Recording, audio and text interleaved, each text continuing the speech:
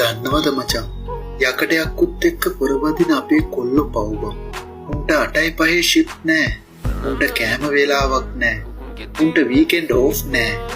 උන්ට වැඩ ඉවර වෙන්න වෙලාවක් නෑ. උන් කෑම කන්නේ උන්ට පඩිකින්න දරා ගන්න බැරි වුණාම. පුටුවක් නෑ මචං.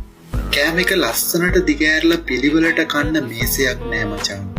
කොහේ හරි ගහක් යටට වෙලා එහෙම නැත්නම් දූවිලි වලින් පිරුණු ගිනි ගින්දරේට රත් වෙච්ච මැෂින් එකක් ඇතුලේ උන් කෑම කන්නේ.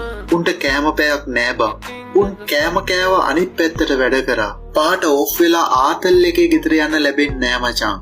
කරන්න පටන් ගත්තු වැඩේ ඉවර කරලා එහෙම නැත්නම් S2කට කරන වැඩේ පේන්නේ නැති වෙනකම් වැඩ කරලා උන් ගෙදර යන්නේ. උන්ට නෑ අද මම නිවාඩුයි හෙට මම නිවාඩුයි කියලා දවසක්. නිවාඩුවක් ඉල්ලලා අමාරුවෙන් නිවාඩුවක් ගත්තොත් අන්න උන්ට එදාට නිවාඩුයි.